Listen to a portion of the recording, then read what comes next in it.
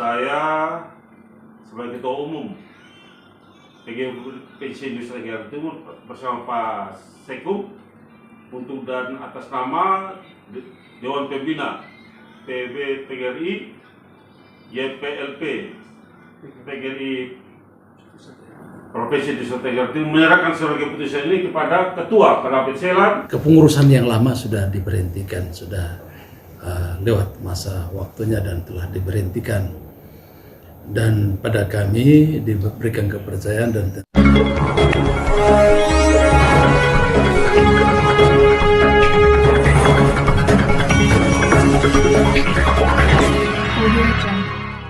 hari ini tanggal 7 Agustus 2024 saya sebagai Ketua Umum PGRI Nusa Tenggara Timur bersama Pak Sekub untuk dan atas nama Dewan Pembina PB PGRI YPLP PGRI Didak sebenarnya Provinsi Nusa Tenggara Timur menyerahkan surat keputusan ini kepada Ketua Perapit Selan, Pak Wakil Ketua, Pak Sekretaris dan kawan-kawan untuk melaksanakan tugas. Demikian surat ini untuk dan atas nama Ketua Umum PB PGRI kami serahkan untuk dilaksanakan tugas sebaik-baiknya untuk kepentingan PGRI. Terima kasih Bapak Ketua PGRI Provinsi Nusa Tenggara Timur yang adalah representasi dari Ketua Umum PB PGRI Prof. Rifa Rosidi SPD. Hari ini kami menerima SK YPLP PGRI NTT dengan penuh tanggung jawab. Kami bersama Ketua, Sekretaris Bendahara, dan bidang-bidang yang terintegrasi di dalamnya siap melaksanakan amanah ini dan siap juga untuk menginventarisir seluruh sekolah-sekolah PGRI dari SD, PAUD, TK, SMP, dan SMA SMK PGRI di seluruh NTT untuk tumbuh kembang mereka dan dalam perkembangan mereka setara dengan sekolah-sekolah negeri dan dalam proses mutu agar sama juga dalam peningkatan mutu tidak beda jauh dengan sekolah-sekolah negeri. Sekian, terima kasih. Ya, mantap. Bersatu kita teguh untuk PGRI maju. Yes. Mungkin kita bisa mendapat sedikit gambaran terkait dengan kabar yang menyatakan bahwa Bapak terpilih sebagai Ketua YPLP PGRI NTT. Mungkin aku bisa menyampaikan sedikit. Yang pertama terkait dengan keberadaan lembaga YPLP ini. Lalu kemudian yang berikutnya lagi setelah mengemban tugasnya apa yang mau dibuat. Itu saja. Terima kasih. ya. Baik, terima kasih. Selamat malam untuk Bapak Ibu wartawan yang baik hati. Setelah menerima SK dari Ketua PGRI Provinsi, saya melakukan rapat bersama pengurus YPLP yang baru, dan sebagaimana apa yang diharapkan di dalam pengembangan YPLP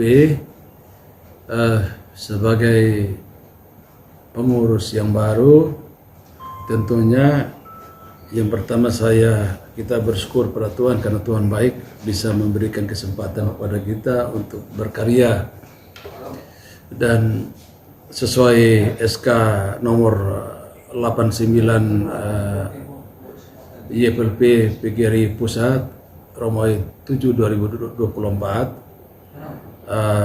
di mana sudah cukup jelas di situ mengangkat YPLP di Kedasmen NTT dengan personalianya adalah sebagai pelindung Prof. Supardi dan juga pelindung penasehat itu Prof. Supardi dan juga Bapak Dr. Sam Haning dan Bapak Uli Yonatan Rukaho sebagai sekretaris PGRI Provinsi. Saya selaku ketua ada Wakil Ketua Bapak Deres Lamber Hurek, dan Sekretaris adalah Bapak Deres Maximilian Gaulima, dan Sekretaris Ibu Yakoba Boakaho, dan Bendara Ibu Desmar Lembengo. Ditambah dengan anggota 3 badan lain lagi yang dalam hal ini untuk kepengurusan SMK, SMA, dan juga SD, TK, dan seterusnya. Dengan SK yang baru ini, tentunya SK yang lama yang diterbitkan sebelumnya dengan SK nomor 214 garing SK garing YPLP PGRI garing P itu pusat, dan Romawi 7 2020 tanggal 31 Desember 2020 itu kepengurusan yang lama sudah diberhentikan, sudah lewat masa waktunya dan telah diberhentikan. Dan pada kami diberikan kepercayaan, dan tentunya aras pertama yang harus kami lakukan sesuai dengan rapat tadi sore dengan sebagian anggota yang hadir tadi, menyebutkan bahwa pertama kita melakukan konsolidasi. Tentunya konsolidasi organisasi adalah dengan kepengurusan yang lama, tentunya kita siap berkolaborasi dengan kepengurusan yang lama, dan juga bersama kepala sekolah dan juga pengurus Yayasan PGRI di kabupaten kota yang kurang lebih 200 lebih sekolah SMK, SMA, dan SD dan SD TK. Kita akan berkolaborasi di situ untuk menerbitkan atau untuk bisa melihat tentang keberadaan sekolah-sekolah PGRI. Mengapa? Karena Bapak Ibu wartawan dan juga masyarakat semua hampir tahu regulasi pemerintah sekarang lebih berpihak kepada sekolah-sekolah negeri, sehingga banyak sekolah swasta termasuk sekolah Gemit dan juga sekolah PGRI ada di situ muridnya, ada siswanya ada, tetapi guru tidak ada. Ini menjadi tantangan tersendiri.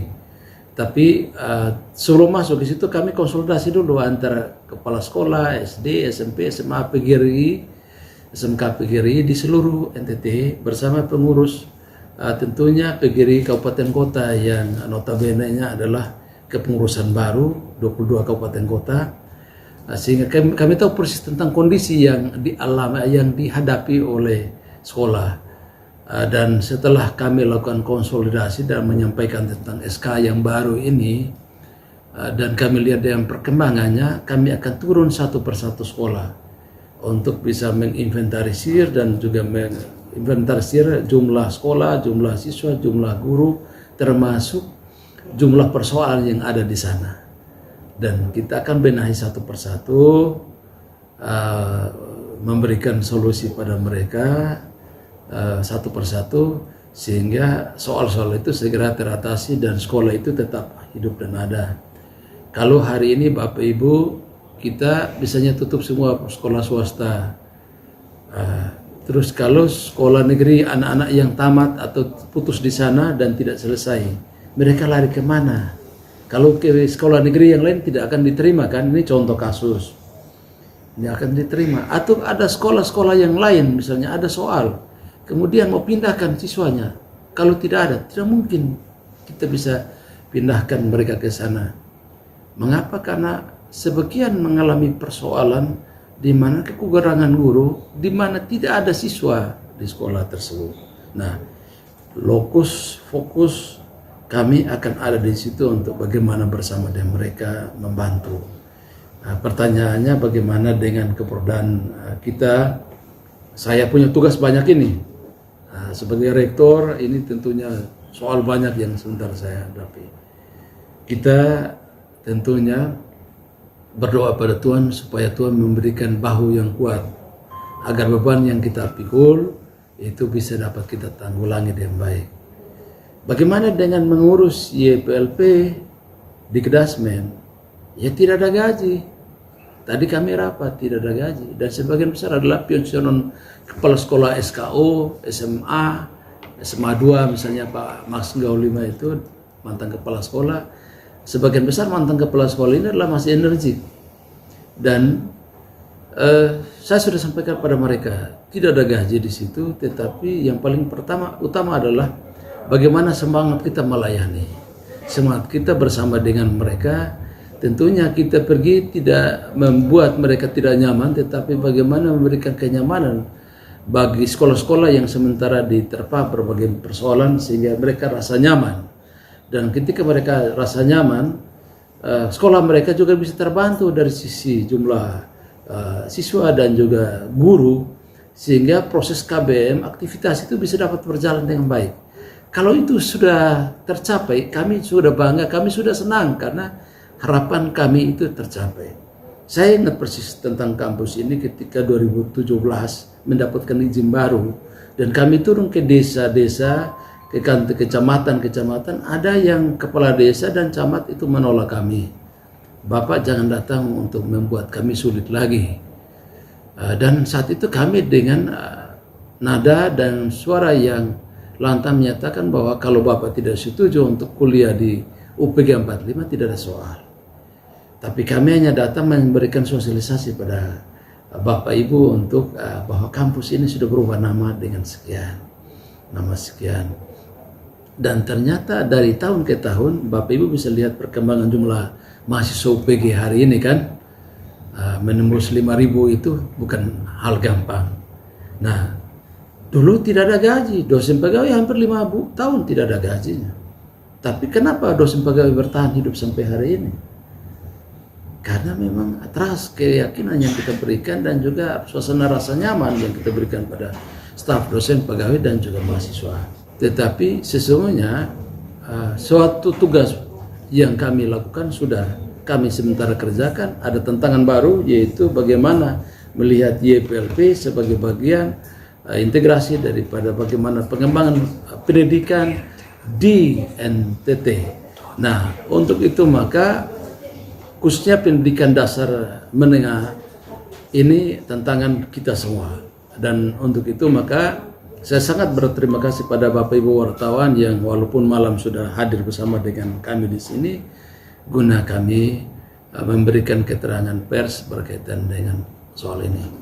Dan untuk itu maka saya sangat berharap kepengurusan yang lama, YPLP yang lama, guru-guru yang lama, yang ada kepala sekolah yang lama di PGRI, buka hati dan buka pintu agar kita mengunjungi dan kita berdialog bersama-sama. Mungkin jangkauan 22 kabupaten kota sulit, tetapi hari ini dengan teknologi yang modern kita juga bisa melakukan Zoom juga baik. Dan saya rencana kalau tidak ada ARAL maka hari Rabu kita akan melakukan Zoom bergabung dengan seluruh kepala sekolah SD, SMP, SMK dan juga pengurus di tingkat kabupaten untuk berdiskusi tentang bagaimana perkembangan sekolah. Dan kita harus test case dulu, kita lihat tentang bagaimana responsibilitas daripada kepala sekolah dan juga pengurus PGRI di kabupaten kota. Mungkin itu yang dapat saya sampaikan. Mungkin ada pertanyaan. Setelah terpilih, target Pak ke depan seperti apa Pak?